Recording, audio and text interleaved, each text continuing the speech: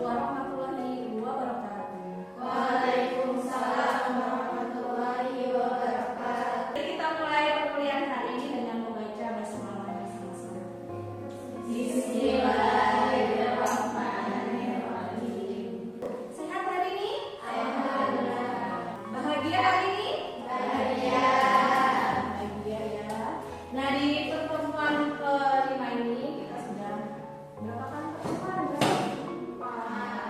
Kita sampaikan sebelumnya bahwa berbahasa itu penting. Nah, kenapa? Karena yang kita sampaikan yang kan dari pikiran, kemudian kita ucapkan, itu kan bisa jadi menjadi doa. Nah, jadi kalau misalnya kita pikirkan bagus, yang kita sampaikan bagus, yang kita radiasikan dalam diri kita ini juga bagus, siapa tahu hasilnya juga bagus. Nah, begitu juga dengan berbahasa Indonesia. Mari kita berbahasa Indonesia dengan baik dan benar. Tapi tidak hanya itu. Mari berbahasa Indonesia dengan bahagia. Di minggu lalu kita mempelajari terkait dengan ragam bahasa. Ada ragam bahasa lisan, ada ragam bahasa tulisan, ada ragam formal, ada ragam non formal. Nah, oleh karena itu kita akan mempelajari ragam bahasa yang formal. Nah, untuk bisa menggunakan ragam bahasa yang formal, maka kita harus menggunakan bahasa Indonesia yang sesuai dengan standarnya. Kita mulai, ada yang nggak masuk hari ini? Masuk semua ya? Oke, silakan. Barcode kehadiran hari ini untuk berbagai jenis paragraf, tentunya dengan cara menggabungkan itu dengan kalimat yang efektif dan ejaan yang sesuai. Kemudian indikator akan huruf dengan tepat, menulis kata dengan tepat, menggunakan tanda baca dengan tepat, menulis unsur serapan dengan tepat, dan mampu menyuntik kesalahan ejaan. Memahami kaidah ejaan bahasa Indonesia dalam hal ini sebagai prasyarat dalam menulis karya ilmiah. Ya, apa sih EYD? Tadi sudah disebutkan bahwa itu berkaitan dengan pentingnya EYD dalam karya tulis ilmiah. Nah, nanti kita akan mempelajari 4 hal ini dan penggunaan huruf, penulisan kata, penggunaan tanda baca, penulisan unsur serapan. Nanti kalau sudah kita pelajari, berarti kita punya pengetahuan yang bisa kita gunakan untuk menyuntik kesalahan ejaan dalam karya tulis. Lanjut? Oke. Ada yang pernah dengar tentang EYD? Apa EYD? Iya? Ejaan. D-nya apa? Disempurnakan. Ya, jadi EYD adalah ejaan yang kemudian apa yang dimaksud dengan ejaan bahasa Indonesia? Oh, ada ejaan bahasa Indonesia, ada EYD. Kira-kira apa ya? Ejaan bahasa Indonesia dengan EYD sama atau beda? Sama? Beda? Ejaan itu apa? Ejaan adalah seperangkat kaidah untuk menuliskan huruf, kata, tanda baca, dan unsur serapan. Nah, ejaan ini itu sudah ada sebelum bahasa Indonesia ada, karena bahasa Indonesia waktu itu berasal dari bahasa Melayu. Jadi ejaannya juga menggunakan ejaan bahasa Melayu. Sama akhirnya Indonesia merdeka, ada ejaan Swadi, kemudian ada EYD, ejaan yang disebutkan diupdate lagi, sampai tahun 2015 namanya menjadi EBI, ejaan bahasa Indonesia.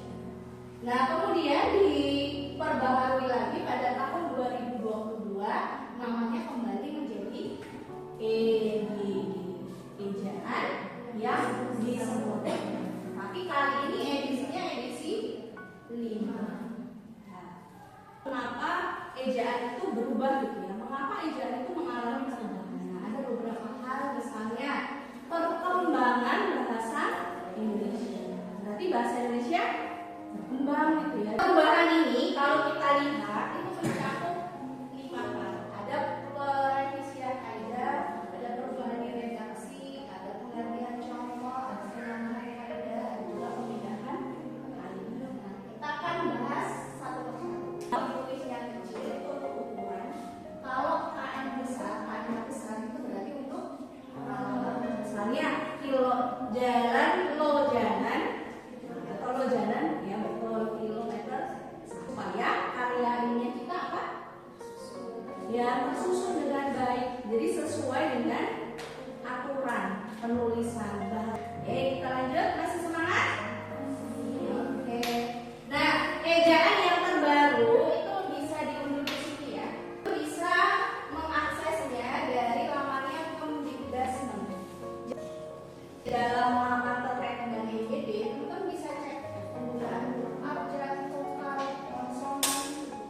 kemudian ada penulisan kata dan kata dasar dan sebagainya.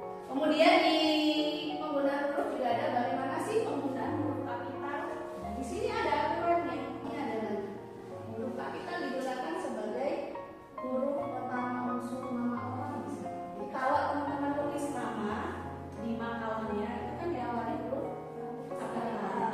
Kenapa kapital? Pokoknya begitu. Media sosial teman-teman kan buat caption ya, buat tarik itu kan juga menggunakan bahasa. Nah, bisa kita lihat penggunaan ejaannya. Nah, di sekitar kita juga ada. Misalnya nih teman-teman melihat baliho atau melihat nama toko, papan nama toko. Ada yang sesuai, ada yang tidak sesuai. Nah, dari penelitian ini ditemukan bahwa di Samarinda, terutama di daerah bagian, usahanya itu apa? Di sini ada ikan bakar bontang. Nah, kalau seperti ini kan sesuai dengan kaidah penulisan. Nah, kita beralih ke sebelah.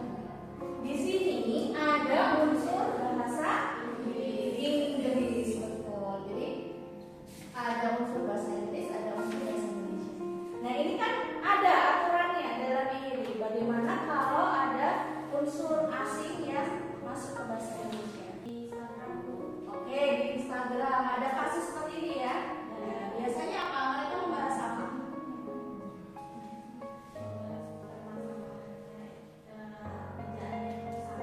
Oke, berarti yang ditulis begini salah, betulnya begini, gitu ya.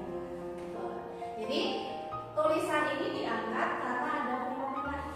Oh, tulisan insya Allah itu seperti apa sih? Ada yang menuliskan insya Allah di enggak.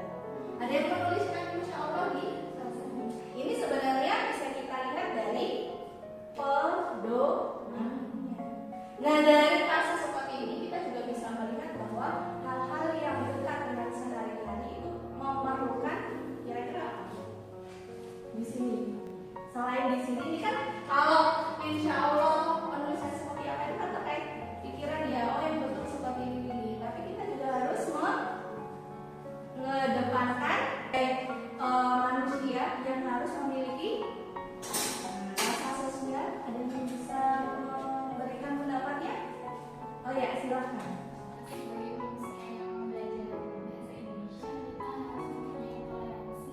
Punya pendapat? Silahkan. Oh ya, silahkan. Yang sudah belajar ya, kita hormati aja yang belum tahu. Yang berbeda selanjutnya kita akan berdiskusi terkait dengan permasalahan dalam penulisan ejaan. Nah, jadi nanti silakan teman-teman amati masalah yang ada terkait dengan penggunaan ejaan dalam bahasa. Kemudian silakan analisis penggunaan ejaan itu. Setelah itu perbaiki penulisannya. Nah, memperbaiki penulisannya menggunakan ejaan yang. Nah, teman-teman dapat mengakses terkait dengan masalah yang didiskusikan di Google Doc. Untuk itu kita akan membuat menjadi 3 kelompok. Setiap kelompok silahkan berdiskusi dan menuliskan hasil diskusinya di lembar Google Doc. Nah, nanti setelah itu kita akan presentasikan. Jadi silakan didiskusikan berdasarkan pedoman. Sedang melihat pedomannya ya. Oke, melihat pedomannya. Ini.